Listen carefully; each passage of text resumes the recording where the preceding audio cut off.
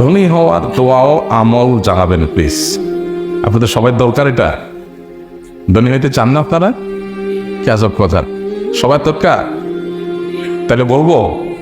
আচ্ছা ঠিক আছে, মনোযোগ দিয়ে শোনেন কিন্তু, সিরিয়াস ইস্যু কিন্তু। ধনী হওয়া না আমার ব্যাপার ভাই।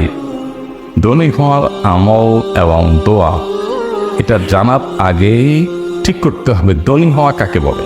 ধনী হওয়া, আমি কিন্তু দোয়া শিখাই দেবো, কিন্তু আমি কথা ঘুরাচ্ছি না গিয়ে আপনারা মনে করেন যে বুঝে ওনার পাশ কেটে যাচ্ছে, না না, আমি দোয়া কিন্তু বলবো, আমল বলবো ইনশাআল্লাহ। কিন্তু তার আগে জানতে হবে ধনী হওয়া কাকে বলছে। একজন গ্রামের মানুষ, তার কাছে শহরে বাসা ভাড়া নিয়ে থাকা, 20-25 হাজার টাকা বেতন একটা চাকরি পাওয়া, এটাই ধনী হওয়া, তাই না? আবার যে শহরে থাকে 20-25 হাজার টাকা বেতন পায় বা 30 হাজার টাকা বেতন পায়, 15-20টা বাসা নিয়ে থাকতে পারে, তার কাছে ধনী হওয়ার ডেফিনেশন কি? তার কাছে ধনী হওয়ার ডেফিনেশনটা ফ্ল্যাটের মালিক হওয়া এবং মাসে 50-60 হাজার টাকা হাতে আসে, এটা হলো তার কাছে। আর যে একটা ফ্ল্যাট মালিক এবং এরকম টাকা আসে, তার কাছে ধনী হওয়ার ডেফিনেশন কি? একটা বাড়ি মালিক হওয়া এবং মাস শেষ কয়েকটা ফ্ল্যাট থেকে লাখখানেক টাকা আসা। আর যে এইটার মালিক, তার কাছে ধনী হওয়ার ডেফিনেশন কি? তার কাছে ধনী হওয়ার ডেফিনেশন হলো বাড়িটা আছে মিরপুরের উত্তরাতে, ধানমন্ডি গুলশানে একটু বাড়ি পর, এটা হলো তার কাছে ধনী হওয়ার ডেফিনেশন। আর যে ধানমন্ডি গুলশান থাকে, তার কাছে ধনী হওয়ার ডেফিনেশন কি? তার কাছে ধনী হওয়ার ডেফিনেশন হলো, সংজ্ঞা হলো দুবাইয়ের পাঁচজমারাতে একটা ফ্ল্যাট কিনা। আর যে দুবাইয়ের পাঁচজমারাতে ফ্ল্যাটের মালিক এসে, তার কাছে ধনী হওয়ার ডেফিনেশন কি? তার কাছে ধনী হওয়ার ডেফিনেশন হলো চাঁদে নাকি ফ্ল্যাট বুকিং হচ্ছে, ওখানে টাকা জমা দিতে পারা, এটা হলো তার কাছে কি? ধনী হওয়ার ডেফিনেশন। তাইলে জিনিসটা কি দাঁড়ায় রে? আসলে সবাই ধনী, আসলে সবাই ধনী। প্রত্যেকে তার উপরের দিকে তাকাইলে মনে হয় আমি কি গরিব, আবার নিচের দিকে তাকাইলে মনে হয় আমি ধনী। তাহলে এটা আসলে দৃষ্টিভঙ্গির ব্যাপার, এটা দোয়ার ব্যাপার না। এটা কিসের ব্যাপার? দৃষ্টিভঙ্গির ব্যাপার। সৌদি আরবে আমার এক ভাই ছিল, মিজান ভাই নাম, উনি চিনে, টাঙ্গাইল বাড়ি। মিজান ভাই একজন সাধারণ মানুষ।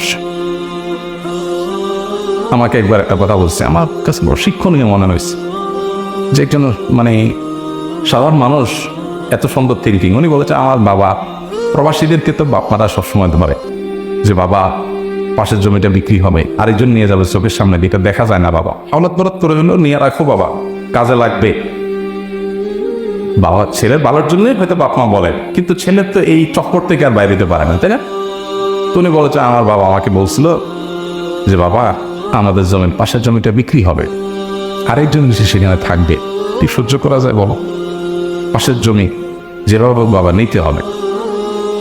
তাই বলল, কি বলছেন আপনি চাচারে? বলছে, আমি আমার আব্বাই বলছি, আব্বা কোনো অসুবিধা নেই, আপনি যেহেতু নিয়ত করছেন পাশের জমি নিতে হবে, আমি যেভাবে হোক টাকা জোগাড় করে নিয়ে ফেলবো। সমস্যা তো সেখানে না, সমস্যা হলো কয়দিন পরে পাশের তারিখ কি হবে। এখন হয়তো উত্তর পাশেরটা বিক্রি হয়েছে, কয়দিন পরে দক্ষিণ পাশেরটা বিক্রি হবে, আবার কয়দিন পরে পূর্ব পাশেরটা বিক্রি হবে, আবার কয়দিন পরে পশ্চিম পাশেরটা বিক্রি হবে, আবার যেটা কিনেছি ওইটার মাসেরটা বিক্রি হবে। তো আমি কত দূর এভাবে যেতে থাক, এটা তো একটা লিমিটেশন থাকা উচিত না? এই ঘটনাটা আপনাদেরকে কেন শোনাইছে জানেন? এটা শোনাইছে শুধু এটা বোঝার জন্য যে আমরা আসলে সবাই ধরুন, আমরা কেউ আসলে গরিব, এটা মনের ব্যাপার, এটা মানসিকতার ব্যাপার। আচ্ছা, এই জন্য নবী করিম সাল্লাল্লাহু আলাইহি ওয়াসাল্লাম একটা হাদিস আছে, স্বর্ণ দিয়ে লেখা মতো হাদিস, স্বর্ণ কয় লেখা, কি সেটা?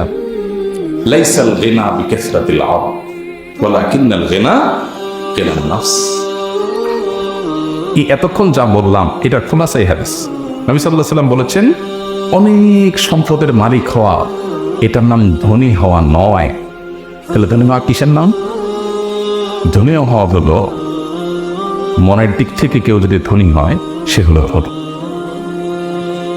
মনের দিক থেকে ধনী কিভাবে হবেন? বুঝি আপনি মনে করবেন আপনার তো অভাব নেই, আমি সুখী মানুষ, আমাকে আল্লাহ হাত দিয়েছে, পাও দিয়েছে, অনেকে সেটা দেননি, আমি অনেক ভালো। আপনি কেন নিজেকে গরিব মনে করতেছেন?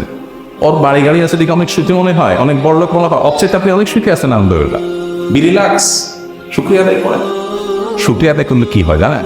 শুকরিয়া আদায় করলে মানুষ সুখী হয়, যা হয়েছে আলহামদুলিল্লাহ। আর যখন বলবেন না নাই নাই খাই খাই, তখন যা হবে তারপর আরো কি থাকবে? দুঃখ থাকবে। এই কথাগুলো আপনাদের কাছে হয়তো একটু, বিশেষ করে বেকার যুবকরা এসব ওয়াজ শুনলে মেজাজটা অনেক বড় হয়, যে হুজুর আমল চাইছি আপনার কাছে, এতগুলা কথা শুনে দিলেন আপনি। দেখেন, আমি আবারও বলি, আল্লাহ তাআলাকে সাক্ষী রেখে বলি, যখন আমার বাচ্চাদেরকে ঈদ উপলক্ষে 2টা জামা কিনে দেওয়ার মতো ক্ষমতা বা একটা জামা কিনে দেওয়ার মতো আর্থিক ক্ষমতাও ছিল না, কোনো ঈদে দিতে পারছি, কোনো ঈদে পার নেই, আমি শপথ করে বলতে পারি আমার এক মুহূর্তের জন্য মনে হয় না যে আমি গরিব মানুষ বা আমার নাই। আমি নিজে মানসিকভাবে খুব হ্যাপি এবং খুব প্রফুল্ল এবং খুশি ছিলাম আলহামদুলিল্লাহ। আপনি যদি সুখী হতে চান, ধনী হতে চান, আপনি যে অবস্থা আছেন আলহামদুলিল্লাহ বলতে শিখেন, উপরের দিকে আল্লাহ নিলে নেবেন, না নিলে নাই। আমি যে অবস্থা আছি আমি শুকরিয়া আদায় করবো, আপনি প্রকৃত সুখী হবে আশা। এই জন্য ভাইরা, নবী করিম সাল্লাল্লাহু আলাইহি সাল্লামের এরকম কোনো দোয়া আমি জানি না যে দোয়া তিনি বলেছেন, আল্লাহুম্মা ইন্নী আসআলুকা কাসরাতাল আমওয়ালি ওয়াল আরাদি ওয়াল ফুলুস। আল্লাহ, তোমার কাছে অনেক পয়সা, অনেক টাকা, অনেক জমি জমা চাই, এরকম কোনো দোয়া আমার জানা নেই। তাহলে কি আছে? নবী সাল্লাল্লাহু আলাইহি ওয়াসাল্লাম আমাদের কাছে দোয়া করতেন, আল্লাহুম্মা ইন্নী আসআলুকাল আফিয়া ফিদ দুনিয়া ওয়াল আখিরাহ। আল্লাহ আপনার কাছে সুখ চাই। কি চাই?